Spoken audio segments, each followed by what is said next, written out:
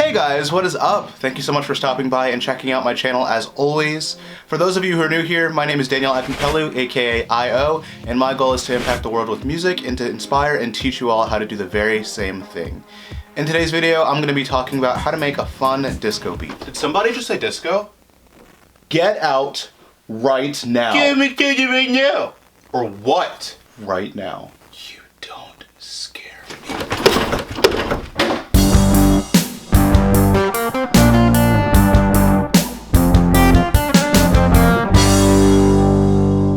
So in order to make a fun disco type of beat, you have to have 4 essential elements, and those are typically 4 on the floor played by the kick drum, ambient synths that help fill out the entire space, white noise swells between sections of the song, and lastly, a really fun bass line. So with that, let's get into the production of how I made the disco beat for my video, The 6 Things You Need to Get Started in Music Production.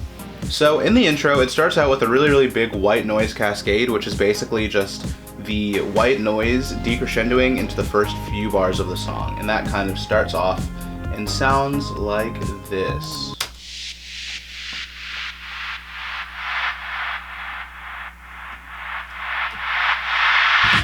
And the next thing that I have, in addition to that, are 2 synth lines that sound like this. Well, here's the first one.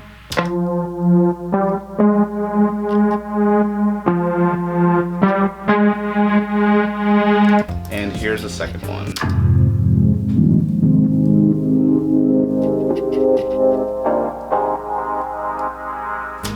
Now with all the synths that I used in this song, I used a plugin called Synth Master. It's free from Plugin Boutique and it's really cool. It has a lot of awesome sounds, and yeah, I really enjoyed playing with it and messing around with it for this beat. So together those 2 synths sound like this.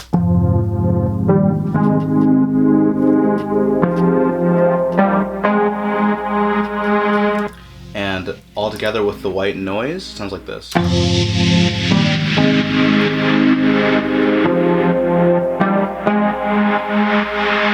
Now, as I'm sure you can hear, all 3 of those things are actually side chained, to the kick that's playing the 4 on the floor. For the intro of the song, I have the kick turned off, but it comes in the first verse and turns on. And so in the intro, you can hear how they're all kind of pulsing to like a quarter note pattern, like a doom doom doom doom. That's because the synths, both synths and the white noise, are all side chained to the kick.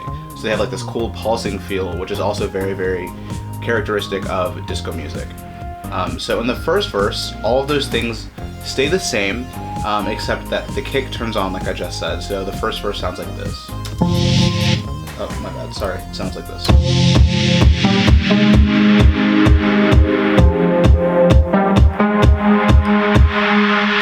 Also, one more thing to note, in the intro and the first verse, I have filters that are automated. The frequency is opening up over time so that it kind of adds more intensity as it moves into the next section, and then it repeats starting in the first verse. And then after the first verse, I keep it open until the break later in the song. So yeah, let's see.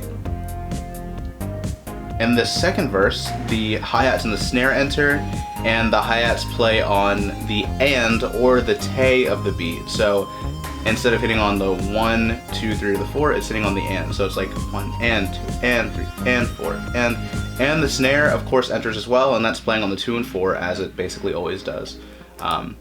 And in the end of the second verse, I added these really cool ambient reverbed claps to kind of add some fun to it. I thought it felt like a disco vibe, so I kept it in there. So the claps sound like this. And the entire second verse sounds like this.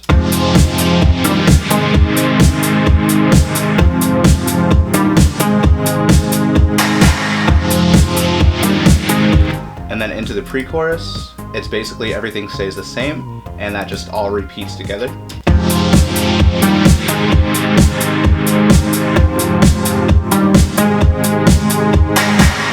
And then hitting into the chorus, there is an A section and a B section for the chorus.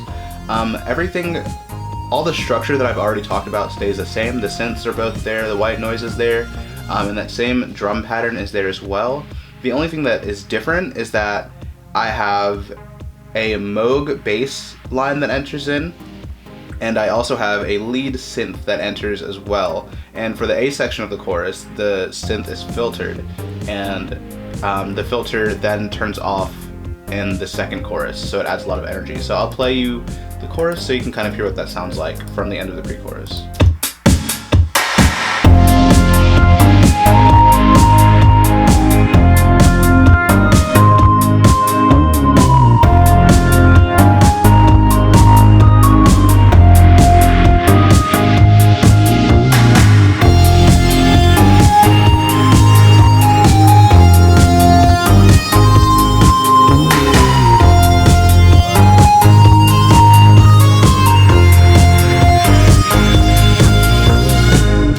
So I'm gonna go ahead and play the bass line and the synth line that are in the chorus A and B section on their own without the rest of the music behind it. So those sound like this.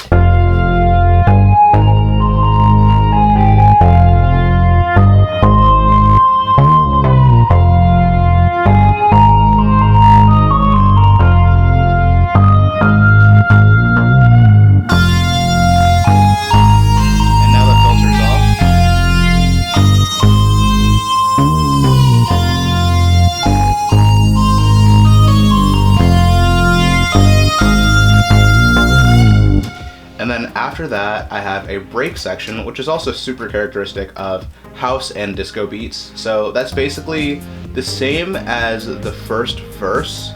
And of course, there's a really, really big noise cascade that's going into the break as well. So basically out of the end of the chorus into the break, it sounds like this.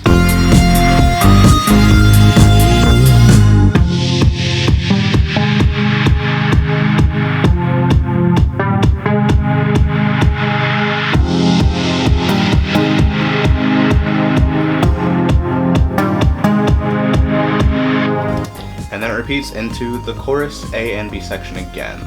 So basically the beat on its own is not very complicated. It's kind of just meant to be fun and lively and have a lot of energy. And the key to making beats like this feel fun and lively is to kind of add variety in different ways throughout the song. So they may be kind of subtle, like for example, the filtering that I did, that I automated throughout the verses. It's subtle, but it adds a huge amount of energy as it goes from one section to another. And same thing with the side chaining that adds a really, really cool pulse that complements the kick really well and helps push the song forward. So it's small nuances like that that really help a beat stay fun and stay engaging, even if it's in the background of a video. So with that, that is basically the entire beat production. It's not anything crazy complicated. I just made it in like 15 minutes or so because I needed a little bit of music behind my last video. And so I decided to make this, and I thought it was pretty fun, and I decided to give you guys a little bit of a breakdown of what that looks like. Thank you guys so much for stopping by and watching this video. If you enjoyed it, then I would really, really love if you considered subscribing, and I would love if you shared it with your friends who are getting into music production. Speaking of music production, if you guys are just getting started with producing music, then I would highly recommend checking out my last video on the 6 things that you need to get started with music production. And I would also really highly recommend checking out the comprehensive list that's linked below on the things that you need to get started. If you guys want to support me more directly, then you can do so through my Patreon page, which is linked below.